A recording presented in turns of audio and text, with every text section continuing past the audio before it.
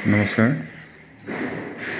বন্ধু-বান্ধৱীসকল, কালি আমি আলোচনা কৰিছিলোঁ সংখ্যাকৰণৰ পদ্ধতি ছিষ্টেম অফ নিউমাৰিয়েলছৰ ওপৰত। তাৰে আমি পাইছিলোঁ ইয়াত আমাৰ দুটা পদ্ধতি থাকে। এটা কোৱা হয় ইণ্ডিয়ান ছিষ্টেম আৰু আন কোৱা হয় ইণ্টাৰনেশ্যনেল ছিষ্টেম, নিউমাৰিয়েশ্যন ছিষ্টেম। এটা ভাৰতীয় পদ্ধতি আৰু এটা হ'ল আন্তৰ্জাতিক সংখ্যাকৰণ পদ্ধতি।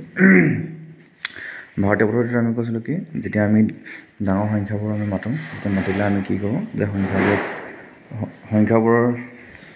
সংখ্যাটোৰ যিবোৰ স্থান থাকে, সেই স্থানবোৰ আমি লগাই পিনি সংখ্যাবোৰৰ স্থানৰ যিবোৰ অংক আছে, অংকবোৰ লগাই পিনি আমি কি কৰোঁ, লগাই একোটা পৰ্যায় গোট এটা কৰি লওঁ।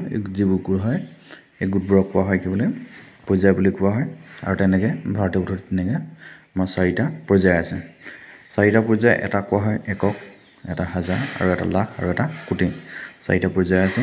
তাৰে এই পৰ্যায়ত এটা পৰ্যায়ত থাকিব পৰা স্থানবোৰ হ'ল, এতিয়া এককৰ স্থানত থকা অংককেইটা হ'ল একক, দশক আৰু শতক। এইবোৰ হ'ল এককৰ পৰ্যায়ত থকা স্থান। হাজাৰত তেনেকৈ হাজাৰ অযুত থাকে, অযুতক 10,000 বুলি কোৱা হয়। আৰু ঠিক তেনেকৈ লাখত দুটা স্থান থাকে, মাত্ৰ অকল 4টা স্থানৰ ভিতৰত এই মানে কোটিটোৰ কথা আমি কোটিটো সংখ্যাটো কিমান ডাঙৰ হয় সেইটোৰ ওপৰত নিৰ্ভৰ কৰে। কিন্তু এককত সাধাৰণতে কি হয়, 3টা স্থান থাকে। এককত একক, দশক আৰু শতক, ইয়াত 3টা স্থান থাকে। বাকীকেইটা হাজাৰ আৰু লাখত 2টা হয়। আৰু বাকী কোটি ঘৰটো সংখ্যাটো কিমান ডাঙৰ হয় তাৰ ওপৰত নিৰ্ভৰ কৰে, কিমান ডাঙৰ হৈ গৈ থাকে।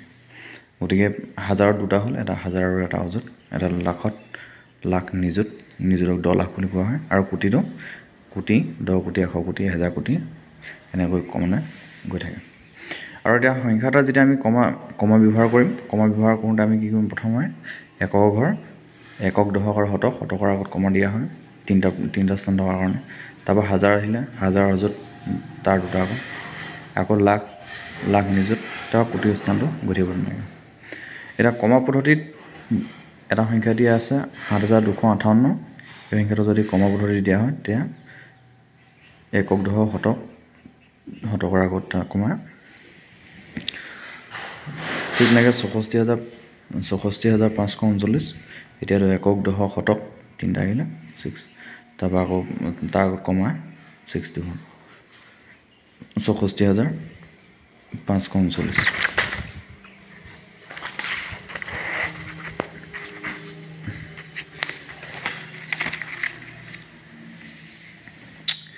এতিয়া সংখ্যা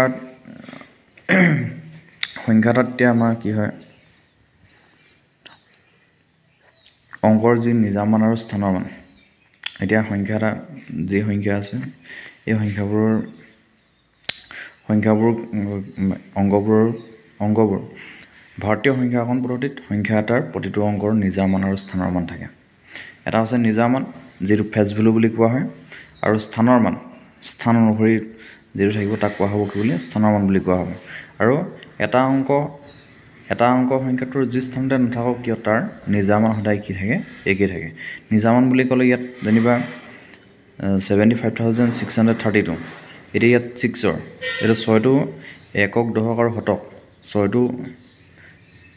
6ৰ স্থানটো হ'ল শতকৰ স্থান, কিন্তু ইয়াৰ 6 নিজা